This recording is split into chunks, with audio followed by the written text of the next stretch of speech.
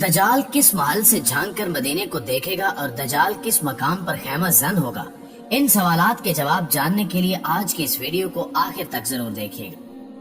دوستو، دجال کی آمد پر اتنی کثیر تعداد میں ویڈیوز بن چکی ہیں کہ اب مزید دجال کا تعارف کرانے کی ضرورت نہیں، لہٰذا بغیر تفصیلات میں پڑھے مدینہ المنورہ میں اس کے داخلے پر بات کرتے ہیں کہ جب وہ مدینہ منورہ کے قریب پہنچے گا تو اپنے ساتھیوں کے ساتھ ایک مقام سے جو جبل حبشی پر واقع ہے اور مدینے میں بڑی آسانی سے دیکھا جا سکتا ہے، اس پر چڑھ کر مدینہ منورہ کو حسرت بھری نگاہوں سے دیکھے گا۔ جب آپ احد کی زیارت پر جائیں تو یہ پہاڑ احد کے میدان سے نظر آتا ہے، اور اس کی بڑی پہچان یہ ہے کہ اس پر سعودی بادشاہوں نے پہلے سے ہی دجال کے لیے محل بنایا ہوا ہے۔ کہا جاتا ہے کہ یہ محل سعودی حکومت کی جانب سے بنایا گیا ہے۔ جب اس محل کی تعمیر شروع ہوئی تو کئی علماء کرام اور دیگر عام حکومتی افراد کی جانب سے اس محل کی تعمیر کی شدید مخالفت کی گئی اور ہر طرف سے کہا گیا کہ اس محل کی تعمیر روکی جائے، لیکن سعودی حکومت نے ہر مخالفت کو پس پشت ڈال کر محل تعمیر کر دیا، جس کے بعد سے اب تک یہ محل ویران پڑا ہے اور کوئی بھی شخص اس محل میں داخل نہیں ہو سکتا، اور کہا جاتا ہے کہ اس محل میں ایک پیڈ بھی موجود ہے، جبکہ جدید ترین سہولیات سے آراستہ ہونے کے علاوہ رات کے اندھیرے میں بھی یہ محل دن کی طرح روشن نظر آتا ہے، لیکن یہاں کوئی آباد نہیں۔ ناظرین گرامی، آج حضرت محمد صلی اللہ علیہ وآلہ وسلم کی بیان کردہ علامات کو دیکھتے ہوئے یہاں کے مقامی لوگ بھی اس محل کو دجال کا محل کہتے ہیں، اور اس کی نشانیاں اور احادیث مبارکہ سے اس بات میں کوئی شک کی گنجائش باقی نہیں رہتی کہ یہی وہ دجالی مقام ہے جہاں سے دجال مدینے پر حملے کی تیاری کرے گا۔ یہاں ایک سوال یہ بھی پیدا ہوتا ہے کہ دجال سے متعلق احادیث میں مکہ مکرمہ کے متعلق کوئی اشارہ کیوں نہیں ملتا، اور مدینہ منورہ میں ہی دجال کیوں جانے کی کوشش کرے گا؟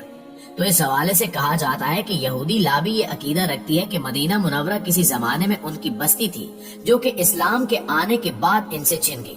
اس لیے وہ چاہیں گے کہ مدینہ منورہ پر حملہ کر کے یہاں قبضہ کیا جائے اور دوبارہ آباد ہوا جائے، اس لیے وہ مکہ مکرمہ کا رخ نہیں کریں گے اور مدینہ منورہ کو اپنے مشن کا حصہ بنائیں گے، جس کی تیاریاں اسی مقام یعنی جبل حبشی پر ہوں گی۔ ناظرین گرامی، آج سے کچھ عرصہ قبل تک یہی سمجھا جاتا تھا کہ جبل حبشی بھی حرم مدینہ میں شامل ہے، لیکن علماء کرام نے اس بات کی تردید کی اور بتایا کہ اگر یہ مقام حرم مدینہ میں شامل ہوتا تو اس پر دجال کبھی بھی چڑھ نہیں سکتا تھا، اس لیے اسے حرم مدینہ کا حصہ تصور نہیں کر سکتے، کیونکہ دجال اس پہاڑ پر چڑھے گا اور وہاں سے ہی دجال کو مسجد نبوی نظر آئے گی، جس کی طرف وہ انتہائی بے بسی سے اشارہ کر کے اپنے ساتھیوں سے کہے گا کہ یہی ہے وہ سفید محل جسے تم احمد کی مسجد کہتے ہو، تو اس کے ساتھی جواب میں ہاں کہیں گے۔ ناظرین گرامی، دجال اس مقام پر کھڑا ہو کر حسرت سے مسجد کو دیکھتا رہے گا، لیکن اس پہاڑ سے آگے نہ جا سکے گا،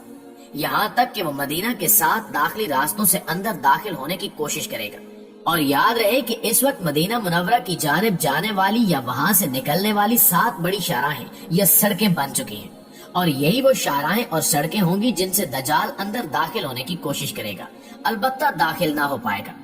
کیونکہ روایات میں آتا ہے کہ حضرت ابوبکر صدیق رضی اللہ تعالیٰ عنہ نے بتایا کہ اللہ کے نبی محمد مصطفیٰ صلی اللہ علیہ وآلہ وسلم نے ارشاد فرمایا کہ دجال مدینے کے 7 دروازوں سے مدینے میں داخل ہونے کی کوشش کرے گا، لیکن وہ ان تمام کوششوں میں ناکام ہوگا، کیونکہ ہر راستے پر اسے 2 فرشتے نگہبان کی صورت میں ملیں گے، جس کی وجہ سے وہ نامراد ہو جائے گا اور دجال وہاں سے بھاگ کھڑا ہوگا۔ پھر اس کے بعد مدینہ کی مغربی سرزمین الجرف میں خیمہ زن ہوگا۔ اس دوران مدینہ المنورہ کی زمین 3 مرتبہ اللہ کے حکم سے ہلائی جائے گی، یعنی زلزلے کی سی صورت پیدا ہوگی، جس کے نتیجے میں مدینے میں بسنے والے تمام منافق بھاگ کھڑے ہوں گے اور پورے مدینے میں صرف با ایمان لوگ ہی رہ جائیں گے۔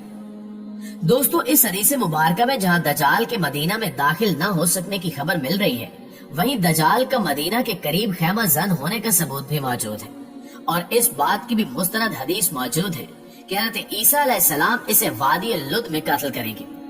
اس کے بعد روایات سے یہ معلوم ہوتا ہے کہ دجال یہاں خیمہ زن ہونے کے بعد شام کا رخ کرے گا، جہاں امام مہدی علیہ السلام اس کے انتظار میں ہوں گے، اور اس دوران حضرت عیسیٰ علیہ السلام کا ظہور بھی ہو چکا ہوگا۔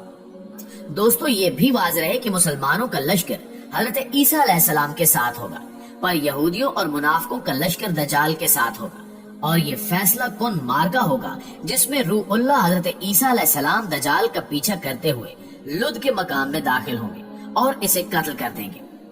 یہ تمام معاملات جو دجال کے ذریعے پیش آئیں گے ان پر تو احادیث مبارکہ وارد ہیں جن سے تمام حالات بخوبی معلوم ہو جاتے ہیں، لیکن ان معاملات کو پایہ تکمیل تک پہنچانے والے آل سعود اس قدر دجالی قوتوں کا ساتھ دیں گے، اس بات کا اندازہ شاید کسی کو نہیں تھا۔ آل سعود کو آل یہود کہا جائے تو زیادہ مناسب رہے گا، کیونکہ ان کے لوگوز، بلند و بالا عمارتیں، سعودی ملٹری کے بیجز، ریاض میں کنگڈم ٹاور، سعودی محکمہ تعلیم اور میڈیکل کالجز کے لوگوں کو دیکھیں تو ان میں سب پر ایک آنکھ یا اس جیسے کئی الومناتی کے نشانات شامل ہو چکے ہیں، جس سے ظاہر ہوتا ہے کہ فری میسنز پورے کے پورے سعودی نظام پر حاوی ہو چکے ہیں، اور بظاہر ایک اسلامی ریاست کا نمونہ نظر آنے والی یہ حکومت اندر سے کسی اور کے کنٹرول میں ہے۔ سعودی حکومت کسی صورت میں نہ تو اسلام کی خیرخواہ ہے اور نہ ہی مسلم امہ کی، جس کا اندازہ اس بات سے بخوبی لگایا جا سکتا ہے کہ ایسے وقت میں جب سعودیہ کی معیشت کہیں زیادہ بری حالت میں ہے، ان حالات میں محمد بن سلمان کی سربراہی میں دنیا کا جدید ترین شہر بنوانا سمجھ سے بالاتر ہے۔ دوستو، یہ شہر سعودی عرب کے شہر تبوک میں ہے، جس کا رقبہ 26,500 مربع کلومیٹر ہے۔ یہ شہر مشترکہ طور پر سعودی عرب، اردن اور مصر کے سرحدی علاقوں میں تعمیر کیا جا رہا ہے، جس کا افتتاح 2017 میں محمد بن سلمان نے کیا تھا۔ تمام حالات و واقعات اس جانب اشارہ کر رہے ہیں کہ یہ شہر گریٹر اسرائیل کی سعودیہ کی جانب سے اہم سیڑھی ہے، کیونکہ جس انداز میں اسے تعمیر کیا جا رہا ہے یہ براہ راست اسرائیل کی سرحد سے جا ملتا ہے، جہاں سے اس کا اسرائیل سے فاصلہ صرف 450 سے 500 کلومیٹر ہے اور ایک سیدھا راستہ اسرائیل سے سعودی عرب کو جوڑتا ہے۔ اس منصوبے پر بات کرتے ہوئے جب یہاں کے رہن سہن پر بات کی گئی تو بتایا گیا کہ اس علاقے پر سعودی عرب کے قوانین لاگو نہیں ہوں گے اور نہ یہاں کوئی اسلامی نظام ہوگا، نہ اسلامی اصولوں کی پاسداری، اور یہ شہر اس قدر جدید ہوگا کہ یہاں کسی بھی قسم کی خدمات کے لیے جدید ترین روبوٹس حاضر ہوں گے۔ مصنوعی بارشوں کا سسٹم، ان بارشوں سے سبزہ پیدا کرنا، جراسک پارک، روبوٹکس چڑیا گھر، ایئرپورٹ، جدید ترین ہوٹل، عمارتیں، جوا خانے، شراب خانے، سینما، فحاشی کے اڈے، کسینو، نائٹ کلبز اور ڈانس کلب، یہاں تک کہ کوئی خاندانی نظام یہاں نہیں ہوگا اور ہر قسم کی مکمل آزادی ہوگی۔ پیارے ساتھیوں، دیکھا جائے تو سعودی عرب میں ایسے کلچر کو ابھی سے فروغ دینے کے لیے جدوجہد کی جا رہی ہے، نئی نسل کی ابھی سے ذہن سازی کی جا رہی ہے تاکہ نیوم نامی اس شہر میں آباد ہوتے وقت انہیں کوئی مشکل پیش نہ آئے۔ ایسے میں غور کریں تو آج ان سب کاموں کی اجازت دی جا چکی ہے جو آج سے 1400 سال قبل ہمارے پیارے نبی حضرت محمد صلی اللہ علیہ وسلم مٹا کر گئے تھے۔ اس تمام فحاشی کو دوبارہ سے عام کرنے کے لیے شراب خانے، فحاشی کے اڈے، مخلوط محفلیں اور ناچ گانے کی آزادی، عورتوں کی آزادی، سینما گھروں کا کھولے جانا، میوزک کنسرٹ، یہاں تک کہ جاہلیت کے زمانے کی ہر چیز کو رائج کرنے کی بھرپور کوشش کی جا رہی ہے، جس سے واضح معلوم ہوتا ہے کہ سعودی حکومت دجالی ایجنڈا پورا کرنے میں سب سے اہم کردار ادا کر رہی ہے۔ آخر میں دعا ہے کہ اللہ تعالیٰ آل سعود کو ہدایت نصیب فرمائے اور انہیں دین اسلام کو سمجھنے اور اس پر مکمل طور پر کاربند ہونے کی توفیق عطا فرمائے۔ آمین ثم آمین۔